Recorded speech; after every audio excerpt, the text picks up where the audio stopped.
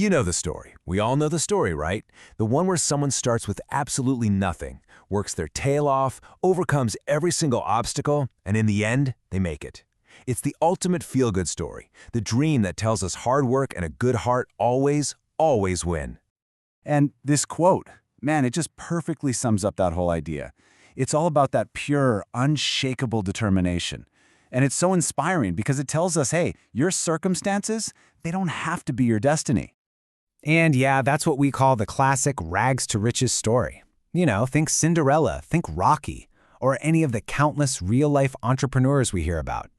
It's this fundamental story we're just drawn to because at its core, it's built on hope. So if you break it down, there's this kind of moral blue point to it. The hero starts with some hidden potential. Something happens that pushes them to act. And they struggle, for sure, but, and this is so important, they do it with integrity. Their success feels earned. It makes us feel like the world is, deep down, a fair place. Okay, but here's where we take a sharp turn. What happens when the world you're in doesn't play by those rules? What if the whole system feels rigged against you, and being the good guy gets you absolutely nowhere? Well, that question, that's where a totally different kind of character comes into the picture, one that's become a huge part of modern storytelling, the anti-hero. They're like the dark reflection of that hopeful dream, a character born from a more cynical world. So what is an anti-hero? Well, they're the main character, for sure, but they're not your typical hero. They're usually pretty cynical, they're self-interested, and they live in this moral gray zone. They don't have some shining moral compass guiding them. What they have is ambition and a raw will to survive, no matter what it takes. And when you put them side by side, the difference is just night and day. The classic hero, they're idealistic. The anti-hero is cynical. The hero believes the system works. The anti-hero is absolutely convinced it's rigged. So instead of overcoming problems morally, they bend the rules. Or they just flat out break them. Their goal isn't to be recognized for their goodness. It's about getting pure, unfiltered power. All right, let's look at a real example of this. Our first case study, Balram Halwai from the book The White Tiger. His story is this incredible, modern Indian rags-to-riches tale, but with this seriously dark twist. So Balram, he starts at the absolute bottom of the ladder. He's a servant from a poor village working as a chauffeur for a super rich family. But here's the thing, unlike everyone around him, he has this burning ambition. He doesn't just want a better life, he wants out. He wants to be the master, not the servant. So how does he climb out? Well, his how-to guide, it gets dark, fast. He starts out as a loyal servant, but then his employers frame him for a deadly hit and run. And in that moment, he has this terrifying realization. His loyalty, his service, it means nothing. He's disposable.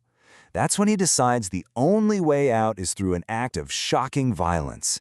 He murders his boss and steals a bag of bribe money. And you know what? It works. He uses that money to become a successful businessman. And this is how he justifies it in his head. Balram sees the poor in India as being trapped in what he calls a chicken coop. They're all stuck in a cage, and they can see and smell the slaughterhouse right next to them, but they do nothing to try and escape their fate. For Balram, that one horrific act of violence was the only way to break out of the coop and finally be free. Now, Balram isn't some one-off case. Let's look at another story that really plays with our ideas of success, the film Guru, which is all about a powerful industrial tycoon. Guru Kantasai also starts out in a small village with these massive dreams. He gets himself to the city and, through just sheer force of will, builds one of India's biggest corporations.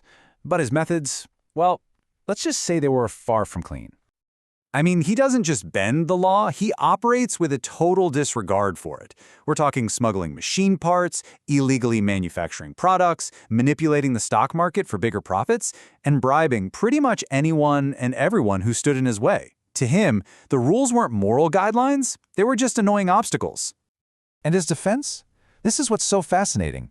He argues that he didn't invent corruption. He just got really good at playing the game. The way he saw it, the system was already rigged to keep people like him, poor guys from a village, from ever getting rich. So in his mind, he wasn't being immoral, he was just using the system's own corrupt tools against itself to get what he wanted. Okay, so this brings us to the really big question here. We've just talked about two guys who lie, bribe, and even kill their way to the top. And yet, a lot of the time, audiences find themselves kind of rooting for them. Why is that? Now, seriously, let's dig into that. What is it about these dark, ambitious characters that we find so compelling, even when they're doing objectively terrible things?